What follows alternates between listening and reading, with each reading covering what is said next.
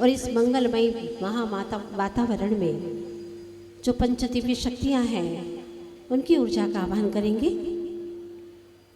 नमो अरिहंताणं नमो नमो नमो सीताणं नमो नमो।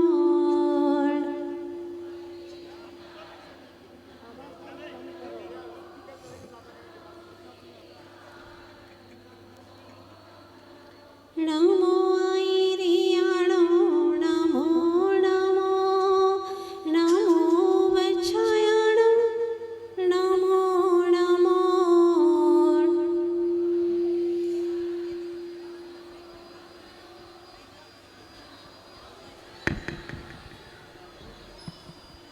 नमो लोय सव साहुणो एसो पंच नमो यारो।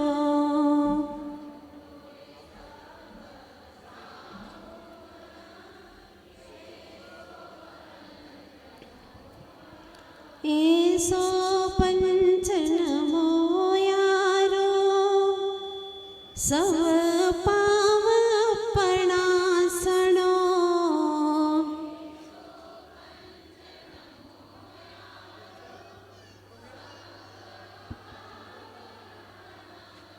मंगलार्णञ्च सव्येसी पठमं होयि मंगलम्।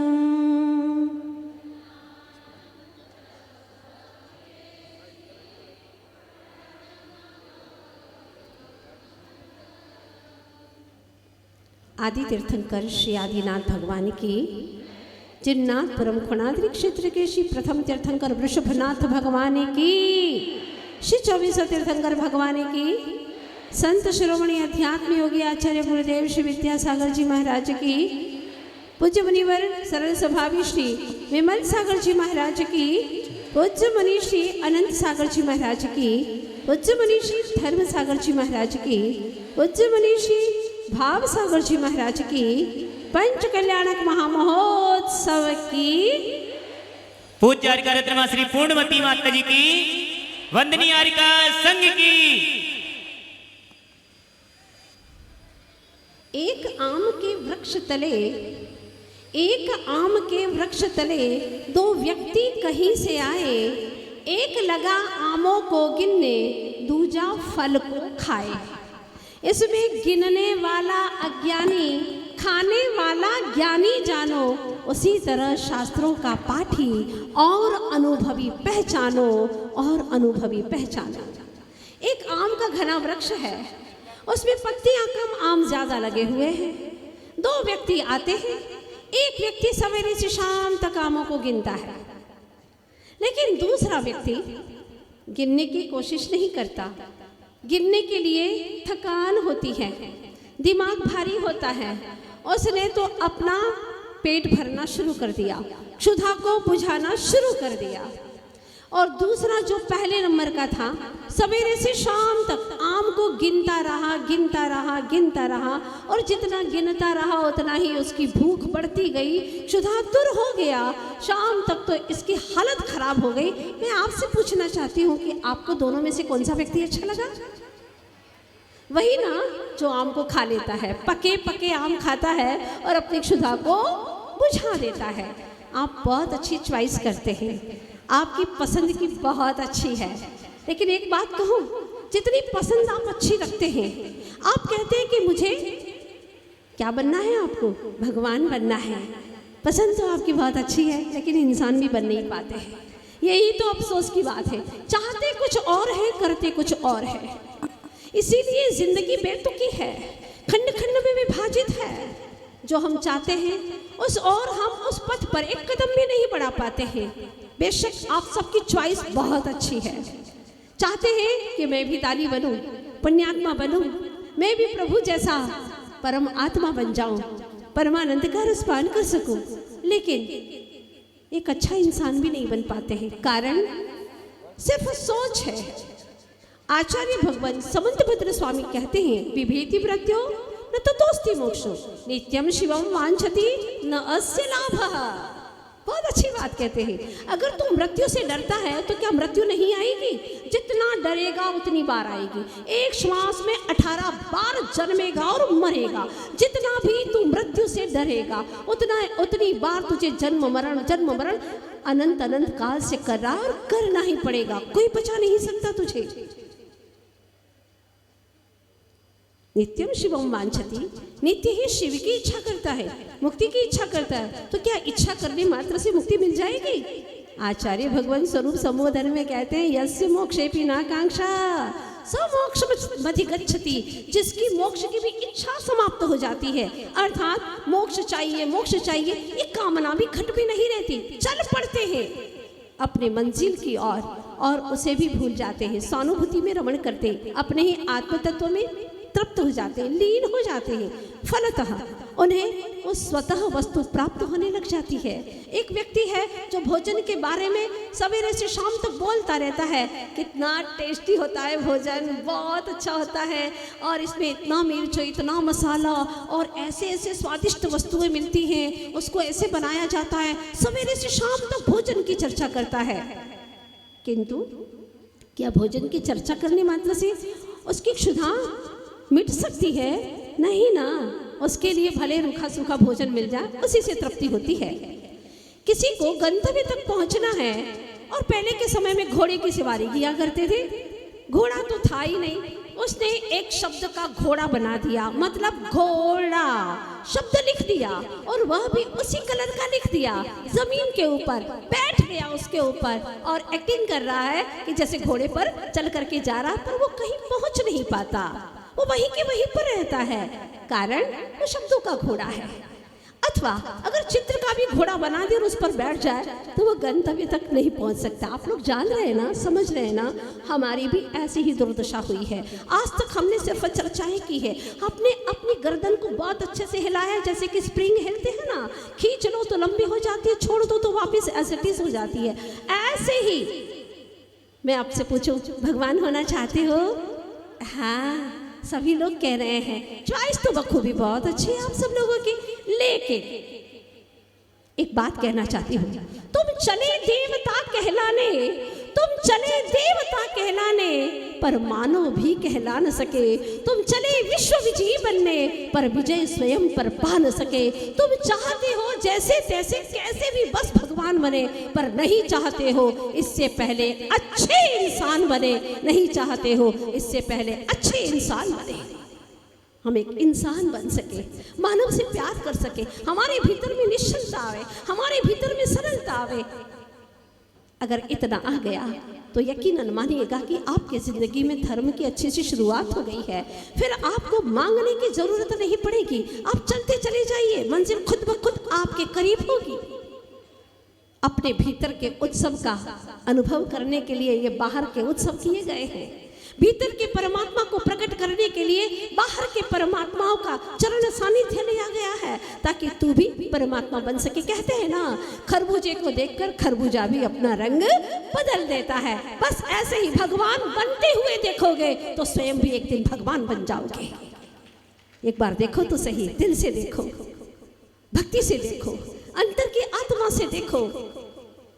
हाँ माता जी, हमको अच्छा लगता है ऐसे पंच कल्याण का जब से सुना, बड़ा उमंग आ रही है, बहुत अच्छा लगा। मैंने पूछा धीरे से, क्यों अच्छा लगा? बहुत सारे कपड़े तरह तरह के पहनने को मिलेंगे और बहुत सारे लोगों से मिलना होगा, जिससे हम परिचित नहीं है, ऐसे कई लोगों से हमारा परिचय होगा। और क्या होने वाला है? टेस्टी भोजन भी करेंगे। घर में भी वही दाल रोटी खाते हैं, लेकिन जब जीवन में खाते हैं ना, उसका तो मजा कुछ और ही होता है। अच्छा, और क्या बात है? और ये जो नृत्य गान वगैरह देखते हैं तो बड़ा अच्छा लगता है। आप पंच कल्याणक में आए हैं ना, आपका कल्याण किसमें है? किसमें है आपका कल्याण? अच्छी व्यवस्था हो जाए तो तुम्हारा कल्याण हो जाएगा क्या? नहीं। भोजन टेस्टी मिल गया तो क्या आपका कल्याण हो जाएगा? नहीं। अज्ञानी यही सोचता है कि मैं पंच कल्याणक में गया और जाने के बाद में जब बाहर निकला ना पंच कल्याणक के बाद में, तो मैं बहुत ही धनवान बन गया, अपना तो कल्याण हो गया। अज्ञानी क्या सोचता है? धन की वृद्धि हो गई तो मेरा कल्याण हो गया। ये सोच है अज्ञानी की, और आपके भीतर में भी कहीं ना कहीं कोने में ये सोच बैठी होगी।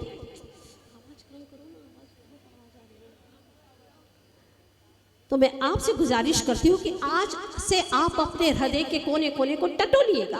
कहीं ये तो तमन्ना नहीं है कि धर्म करने से, दान पुण्य करने से धन की वृद्धि होती है, बहू अपने आज्ञा के अनुसार चलती है, सारे पड़ोसी भी हमदर्दी हम सफ़र बन जाते हैं। हाँ, ये बाहरी चीज़ें अगर इन्हीं की अनुकूलता पाना चाहते हो तो आपने अभी धर्म की शुरुआत की नहीं है, आप धर्म का स्वरूप भी नहीं जानते हैं। हाँ, आप ये चाहें कि मैं अपने आत्म तत्व को जान सकूं, जो जानन हारा तत्व है उसे मैं जान सकूं, उसे पहचान सकूं, जो सबको देखने वाला है, जिसके अंदर तीन लोक और आलोक को देखने की शक्ति है, बस मैं उसे देख सकूं।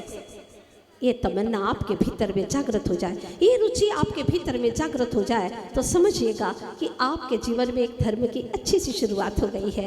वरना काफ़ी लोगों के पास भी धन दौलत होता है, लेकिन उन लोगों का सकारात्मक सोच ही नहीं होता।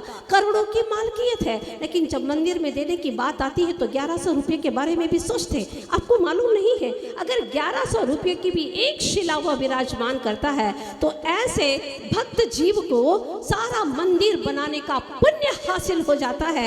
इतना तीव्र पुण्य का बंध होता है, क्योंकि हमारे जैनागम में लिखा है कि जो जितना मंदिर बनाए और राई जितनी भी प्रतिमा विराजमान करे, भक्ति सिख के साथ में अकर्ता भाव से, निरहंकार भाव से, तो नियम से 7वें या कि 8वें भाव में नियम से मोक्ष को प्राप्त होता ही होता है। और जब इतना बड़ा मंदिर बनाते हैं, विशाल मंदिर, पाषाण का मंदिर, और उसमें प्राचीन जैसी प्रतिमा विराजमान करते हैं, वीतरागी प्रभु की प्रतिमा विराजमान करते हैं, सोचिएगा कितना पुण्य होता है। आप घर बनाते हैं, आप फैक्ट्री खोलते हैं, आप दुकान खोलते हैं, क्या होता है, लोग देखते हैं और देख करके उन्हें भी तुम जैसे होने के भाव आते हैं कि मेरे पास भी इतना धन हो जाए, मेरे पास में भी इतनी दौलत आ जाए। किंतु जब मंदिर बनाते हैं और दर्शन करते हैं तो लाखों लाखों जीवों को सम्यक दर्शन की प्राप्ति होती है। आपकी एक शिला में इतनी सामर्थ्य है कि लाखों जीवों को सम्यक दर्शन प्राप्त करा दे, क्योंकि उसी मंदिर में भगवान जिनेंद्र देव विराजमान होते हैं। लेकिन बात बड़ी महत्वपूर्ण है कि हर किसी का पैसा भगवान के कार्य में, उत्सव के कार्य में, जिन मंदिर में दान में जाता ही नहीं है। कई लोग अपने पाखाने को तो बहुत अच्छा बनाते हैं, जो मल का स्थान है उसे अच्छा बना करके क्या करोगे, वैसे ही कर्म बंध रहे हैं और वैसे ही आत्मा मलमूत्र से भरा पड़ा है। इसीलिए आपसे गुजारिश है मेरी कि जो अज्ञानी होता है वो पाखाना तो अच्छा बना लेता है, पाखाना में तो पैसा उसका चला जाता है, लेकिन प्रतिमा में उसका पैसा नहीं जाता। पापी का पैसा विवाद में जाता है, लेकिन वेदिका में नहीं जा पाता। वह वकीलों में पैसा बर्बाद कर देता है, लेकिन विधान में अपना पैसा नहीं लगा पाता। जो पापी होता है, अज्ञानी होता है, उसका धन चोरी में तो चला जाता है, लेकिन वो चैरिटी में नहीं लगा पाता। जो अज्ञानी है उसका पैसा व्यसन में तो चला जाता है, लेकिन पूजन में नहीं जा पाता। जो अज्ञानी जीव है, जो पुण्यहीन है, उनका पैसा मदिरालय में तो चला जाता है, लेकिन मंदिर में नहीं लग पाता। उनका पैसा सट्टे में चला जाता है, लेकिन किसी की सेवा में लग नहीं पाता। उनका पैसा शरीर की शक्ति बढ़ाने में जाता है, सेहत अच्छी बना लो, शरीर की शक्ति अच्छी हो जाए, लेकिन वो प्रभु की भक्ति में धन दौलत नहीं लगा पाता। इसीलिए आज आपसे मेरी गुजारिश है, संक्रांति का दिन है, संक्रमण का दिन है।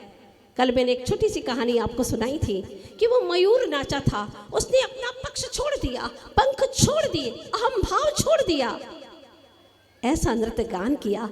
ऐसे ही आपके जीवन में भी जो अभी तक मिथ्यात्व का पक्ष था उसे छोड़ दीजिए, क्योंकि मात्र जिन शासन ही ऐसा है जो तुम्हें संसार से मुक्ति दिला सकता है, हर दुखों से मुक्ति दिला सकता है। आपके हर पल के जो परेशानियां हैं, कष्ट है, संकट है, इनको तिरोहित करने की क्षमता रखता है तो मात्र जिन शासन है। जिन शासन बड़ा निराला, मानो अमृत का प्याला, जिन शासन बड़ा निराला,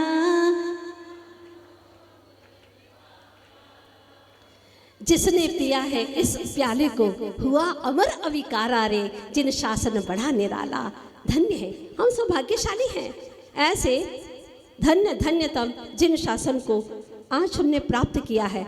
इसीलिए निसंकोच हमारे भीतर में है। जिनेंद्र देव, आपको पा करके अब कोई परेशानी का भाव नहीं आता। अगर आते भी हैं, आपका स्मरण करते हैं तो वो दूर हो जाते हैं। क्योंकि कहा है, अगर तुम जिनेंद्र भगवान को मानते हो, जिनेंद्र देव की भक्ति करते हो, तो आचार्य देव ने कहा है, जैन है सो दुखी नाही, दुखी है सो जैन नाही। जैन है सो दुखी नाही, दुखी है सो जैन नाही। जैन और दुखी में महाविलोमताई है। पीछे तक आवाज जा रही है आप लोगों को? बोलिए ना, आ रही है? सुनिए का कष्ट कीजिएगा आप लोग। कष्ट होता है ना आप लोगों को? हाँ, यहाँ पर बोलना पड़ता है संचालकों को कि कृपया प्रवचन का समय हो गया है, अब बाहर के मेले से भीतर में आइए और अपना मेलापन छुड़ाइए, अंदर आकर के बैठिए। यहाँ जितने लोग बैठे थे उससे डबल भीड़ बाहर में बैठी हुई थी। दुकान की साज सज्जा को देख रहे थे, एक एक नश्वर पदार्थों को निरख रहे थे और पौद्गलिक वस्तुओं को देख रहे थे। लेकिन जो अविनाशी प्रभु परमात्मा विराजमान है, उनकी वाणी सुनने का भाव नहीं आता। इसका मतलब यह है कि अभी हमसे पुण्य बहुत कोसों दूर है। जब तक पुण्य आप लोग अपने भीतर में नहीं जागृत करेंगे, पुण्य भाव जागृत नहीं करेंगे, तो क्या होगा सोचिएगा। एक बात आप लोगों से कहना चाह रही हूँ, सेठ का पुत्र है और वह भीख मांग रहा है, क्योंकि उसे पता ही नहीं कि मैं सेठ पुत्र हूं। बचपन से ही उसका अपहरण हो गया। अपहरण हुआ और किसी भांति वह पुण्य के योग से वहां से बच करके निकल भागा। पर उसे अब मालूम नहीं है, क्योंकि उस वक्त वो 1.5-2 साल का था जब अपहरण हुआ था। अब बड़ा हो गया है, लगभग 18-20 साल का हो गया है, लेकिन दर दर भीख मांगता है। मालूम है आपको, वो भीख मांग रहा है। खाली भीख नहीं मांग रहा, आपको भी सीख दे रहा है कि तुम भी अगर ऐसे ही दान पुण्य नहीं करोगे तो मुझ जैसे ही भीख मांगते रहोगे। वो सिर्फ भीख नहीं मांगता, वो सीख भी आपको दे रहा है, तो वह भीख मांगता है। मैं आपसे पूछना चाहती हूँ कि आपके नगर का ऐसा सेठ पुत्र अगर भीख मांगे तो आपको दया आएगी? बोलो ना, आएगी ना? उसको दान दोगे कि नहीं? उसकी झोली में कुछ दोगे कि नहीं दोगे? बोलो, देंगे ना? कोई 10 रुपया देगा? हाँ, अभी भैया जी ने इसलिए झोली फैलाई थी ताकि आप लोग देने का काम शुरू करें। अपने बच्चों से भी कहें कि बेटा तेरे पास में जो भी है, भले 1 रुपया भी है, लेकिन तू दान करना सीख। क्योंकि दान, पूजा, शील और उपवास, ये श्रावक के मुख्य 4 कार्य हैं। उसमें दान प्रमुख और प्रथम नंबर पर दिया गया है। जो भी है, बच्चों को सबसे पहले ये शुरुआत करवाइए। मैंने देखा था, राजस्थान की घटना है, बड़े शहर की बात है। वहाँ पर एक महिला जिसके पास में कोई धन दौलत नहीं था, बस अपना पेट मुश्किल से भर जाता था, वो हमेशा ये सोचती, बड़ी धर्मात्मा थी, और सोचती कि हे प्रभु, मेरे जीवन में ऐसा अवसर कब आएगा कि मैं भी दान पुण्य कर सकूं? कब आएगा ऐसा अवसर? आप लोग भी ऐसा सोचते होंगे ना? हाँ, एक बच्चे ने अपने पिताजी से पूछा, पिताजी आप दान क्यों करते हैं? भंडार में पैसे क्यों डालते हैं? पिता ने कहा, ऐसा प्रश्न नहीं करते, चुप बैठ। कहिए ना पिताजी। अरे तूने सुना नहीं क्या? महाराज माताजी लोग आते प्रवचन करते हैं, जिनवाणी में लिखा गया है कि तुम 1 पैसा दोगे, बोलो बोलो, वो 10 लाख देगा। तुम 1 पैसा दोगे, वो 10 लाख देगा। मतलब पिताजी अपन 1 रुपया देते तो 10 लाख मिलता। हाँ। अब बेटे ने फिर अगला प्रश्न कर दिया, पिताजी एक बात कहूँ आपसे? हाँ बोल, क्या कहना चाहता है? मुझे पता है कि मेरा दिमाग से तेरा दिमाग थोड़ा आगे ही चलता है। क्या पूछना चाहता है? पिताजी आपने इतना सा ही पैसा क्यों दान किया? अपना जितना भी धन दौलत है सब दान कर दो ना पिताजी, क्योंकि 10 लाख तो आएगा ही, 10 लाख गुना। मतलब कितना हो गया? इतना ब्याज तो अभी कहीं मिलता ही नहीं है। हाँ, 2 रुपया सैकड़ा भी ब्याज आज नहीं मिल पाता, खा जाएगा वो पैसा। पिताजी इतना बड़ा ब्याज, तुम 1 पैसा दोगे, वो 10 लाख देता है। पिताजी सारा क्यों नहीं दे देते?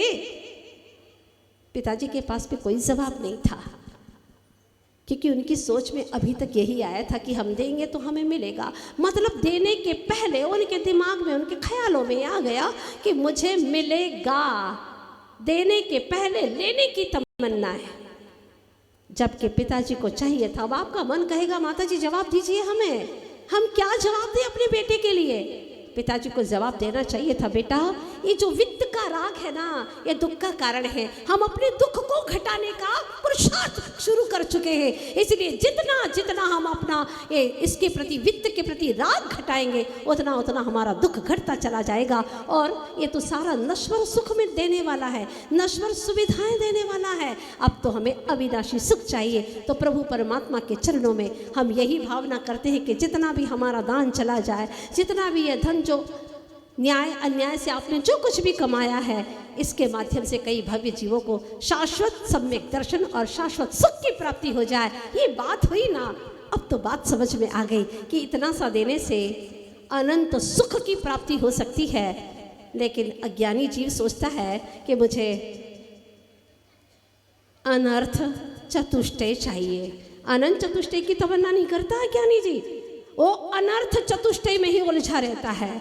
जो अनर्थकारी हैं ऐसे ही कार्यों में उलझा रहता है। कहता जरूर है कि चत्तारी शरणम पवजामी, लेकिन दिन भर में किसी और की शरण में ही पड़ा रहता है। धन दौलत की शरण पवजामी, हाँ, साथियों की शरण में, 24 घंटा मोबाइल की शरण में, थारी मारी की शरण में, बस उसी में उलझा रहता है। और इतना अनमोल जीवन उसका बिल्कुल पत्थरों की भांति सत समाप्त हो जाता है। तो आचार्य भगवत कहते हैं कि अगर ऐसा कोई भीख मांगने वाला आ जाए, सेठ पुत्र, तो आप लोग देंगे कि नहीं देंगे उसे पैसा? देंगे ना। आप लोग यहाँ पर तो बहुत ही ज़्यादा यही कहेंगे कि हाँ हम बहुत दिल के उदार हैं, देंगे, ज़रूर देंगे। लेकिन एक व्यक्ति ने कहा कि मैं नहीं देने वाला। क्यों नहीं दोगे? मैं पैसा नहीं दूंगा। 10 रुपया भी दे दिया, खा लेगा, दूसरे दिन क्या करेगा? फिर भीख मांगेगा। फिर कहा तुम क्या दोगे? मैं नहीं देने वाला। आज 100 रुपया भी दे दिया, तो फिर दूसरे दिन क्या करेगा? फिर भीख मांगेगा। तो करेंगे क्या आप? एक सज्जन व्यक्ति था, स्वाध्यायशील था, ज्ञानी जन था, सज्जन था। उसने कहा कि मैं इसे उसका असली पता बता दूंगा कि तू भिखारी नहीं है, तो इस नगर सेठ का पुत्र है, वो भीख मांगना ही छोड़ देगा। ये कार्य किया हमारे भगवंतों ने कि तू इस संसार में भटकता हुआ ऐसा प्राणी नहीं है। भले ही भटक रहा है, लेकिन तेरी औकात तो भगवान होने की है। तेरे अंदर परमात्मा पल रहा है। अपने परमात्मा को प्रकट कर चेतन। कब तक ये भिखारी बना भटकता रहेगा? पंचेंद्रिय और मन के दास बना इनके सामने झोली फैलाता रहेगा। जाग चेतन जाग, जागने का समय आ गया है। कब तक यूं सोता रहेगा? इस तरह से हमारे आचार्य भगवान पुकारते हैं, छोटी छोटी बातें हमें समझाते हैं। हमारे आचार्य भगवंतों ने, हमारे पूर्वजों ने कितनी छोटी छोटी बातें समझाई। कभी आपने सोचा? अगर कहते हैं कि पैसा जब बढ़ता है ना, तो शून्यता भी बढ़ती है। जितना जितना पैसा बढ़ता है, शून्यता बढ़ती है। कभी आपने गौर किया हो? 10 रुपया एक था, 10 हुआ तो एक शून्य बढ़ा, 100 हुए तो 2 शून्य बढ़े, 1000 हुआ तो 3 शून्य बढ़े, लाख हुआ तो 4 शून्य बढ़े, 10 लाख, करोड़, जितना जितना बढ़ता जाएगा उतनी उतनी शून्यता बढ़ती चली जाएगी। लेकिन हमारे पूर्वजों ने, हमारे मनुष्यों ने हमें सिखाया कि शून्यता में कभी भी दान नहीं देना, एक करके ही देना। 51 दो, 101 दो, 251 दो, 1001 दो, 1111 दो। जितने शून्य घट जाए उतना अच्छा है, क्योंकि शून्यता जो रहती है वो शून्यता को ही देती है, व्ययता को देती है। इसलिए पूर्णता प्राप्त करना है, रिश्तों में एकता बनाए रखना है, तो एक अंक अवश्य होना चाहिए। ऐसी छोटी छोटी बातें हमें समझाई। लेकिन आज लोगों को पता ही नहीं है कि आखिर 201 क्यों देते हैं, क्यों एक लगा करके देते हैं। ये एकता का प्रतीक माना जाता है। हमारी समाज एकजुट होकर के रहे, हमारा परिवार एकजुट होकर के रहे। ऐसी छोटी छोटी बातें हमारे आचार्य भगवंतों ने हमें बताई। तो इस तरह से आचार्य भगवान कहते हैं कि जैसे भिखारी भीख मांगता है तो उसको आप दान का पैसा देते रहेंगे और उसकी भिखारी वृत्ति को वृद्धिगत करते रहेंगे। इसीलिए तुम्हें उसको अपनी असलियत का ज्ञान कराना चाहिए ताकि वो भीख मांगना ही छोड़ दे। हमारे तीर्थंकर भगवंतों ने आज के दिन गर्भ में आकर के, माता के गर्भ में आकर के, आदिश्वर प्रभु माँ बरुदेवी के गर्भ में आए। क्या उन्होंने किसी को निमंत्रण दिया था? बोलिए ना कि व्यंतरवासी देवो आओ पधारो, मैं गर्भ में आ गया हूँ, ज्योतिष्क देवो आओ। नहीं, किसी को निमंत्रण नहीं दिया, कोई बुलावा नहीं, कोई निमंत्रण पत्रिका नहीं, कोई कुमकुम पत्रिका नहीं। आजकल तो थोड़ा सा काम हो और कोई एक आध को ढंग से न बोला जाए, वो छूट जाए तो रीस करके बैठ जाता है कि मुझे तो अच्छे से बोला ही नहीं, मुझे तो निमंत्रण ही नहीं दिया। अरे भाई, तीर्थंकर भगवंतों के और धर्म के उत्सवों में क्या बुलाना? अपने अहंकार को समाप्त करो, खूंटी पर टांग दो हमको और सहज भाव से मुझे तो प्रभु का कार्यक्रम देखना है, प्रभु का महाउत्सव देखना है, सौभाग्य है मेरा। कभी आपने सोचा कितने वर्ष बीत गए भगवान के गर्भ में आए, तीर्थंकर भगवंतों के गर्भ में, आदिश्वर प्रभु जब गर्भ में आए तृतीय काल था, लेकिन आज भी हम मना रहे हैं। मतलब वो व्यक्तित्व कितने महान होंगे ये सोचिएगा। तुम्हारे जीवन में कितने कार्यक्रम आए, खूब उछल कूद करके तुमने उत्सव को मनाया भी होगा, लेकिन कितने लोग शेयर करते हैं अब आए ठीक है हुई होगी शादी, क्योंकि वो शादी तुम्हारी बर्बादी का कारण है। बर्बादी का कारण मतलब क्योंकि तुमने धर्म पुरुषार्थ साधा ही नहीं, अर्थ पुरुषार्थ भी नहीं साधा, इसलिए काम पुरुषार्थ नहीं कहलाया तुम्हारा। अगर धर्म के साथ में तुम विवाह करते तो वो विवाह तुम्हारी तबाही का कारण न बनता। वो धर्म पुरुषार्थ प्रथम नंबर पर होता तो वह काम पुरुषार्थ माना जाता, लेकिन तुमने धर्म को नहीं साधा, इसलिए वह भी तुम्हारे जीवन में पुरुषार्थ नाम ग्रहण नहीं कर पाया। आचार्य देव कहते हैं कुछ ऐसा काम कर तू ऐसा काम जगत में, दुनिया को तो याद रहे, हर जीवा पर नाम तेरा हर समय आबाद रहे। ऐसा तो कुछ काम कर जो हर जीवा पर तेरा नाम रहे। कुछ ऐसा करके जाओ, गुजरो, ताकि आपके जीवन का कुछ सार्थकता हो, आपके जीवन की कुछ फलोत्पत्ति हो। अन्यथा दुनिया में कई लोग आते हैं चले जाते हैं। आप सभी से गुजारिश है आप अपने जीवन को समझने की कोशिश करेंगे इन आने वाले 5 दिनों में। आज तो एक प्रथम भूमिका है, कल पड़ाव था, आज भूमिका है, और इसके बाद में कल से गर्भ कल्याण का उत्तरार्ध होने वाला है। एक भी क्रिया छोड़िएगा मत, ये पवित्र क्रिया है, ये भगवान की क्रियाएं। जीवन में घटी हुई 5 विशेष घटनाएं भगवान की, उसको आपको सिर्फ 5 दिन में बता रहे। पूरे जीवन में घटित घटनाओं को 5 दिन में बता रहे।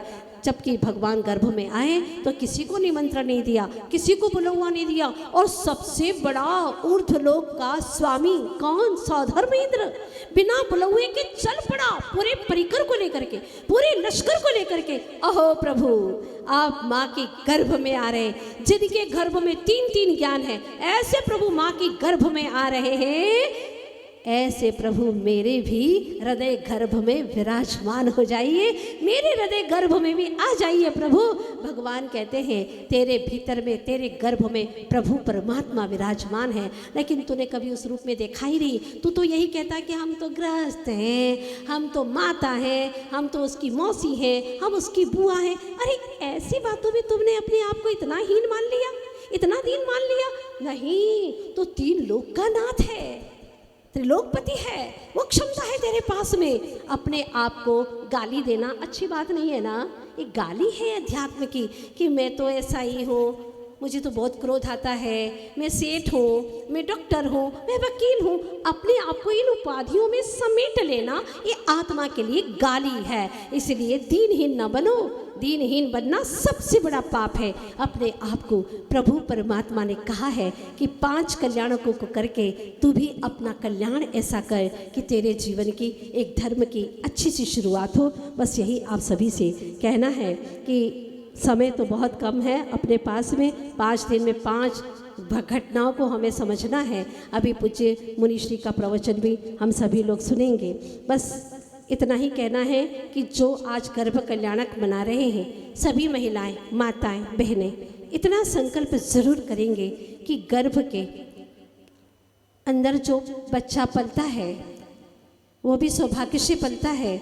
जो गर्भवती नहीं हो पाती उस माँ से पूछो उसको कितनी पीड़ा होती है, कितने प्रयत्न करती है, कहाँ कहाँ जाती है, कितने इलाज करती है कि एक बार तो मैं गर्भवती हो जाऊं, ऐसा सोचती है। नहीं तो उसका जीवन वो निरर्थक मानती है अगर माता ना हो। तो आप लोगों को ये सौभाग्य मिला है गर्भ कल्याणक मनाने का, ये सौगंध कर लेना, ना तो गर्भपात करेंगे न करवाएंगे, और अगर कोई करता है तो उसकी अनुमति भी हम कदापि ना देंगे। पंचेंद्रीय जीव की हत्या का महान दोष अपने सर पर कभी नहीं लेंगे। अगर कोई कराने की बात भी करता है तो उसको समझाएंगे, क्योंकि वैसे भी हमारे जैन समाज में बहुत कम संख्या है और इस तरह से कुकृत्य करेंगे तो संख्या और घटती चली जाएगी। जितनी बेटियों को जन्म दिया है उन्हें भी ऐसे संस्कारित करो ताकि वो उभय कुल का वर्धन करे। एक एक बेटी बहुत अनमोल है। आप लोगों को समझ में आ रहा है ना? हाँ, वागड़ वाले हो, खड़क वाले हो, जरा ध्यान दो।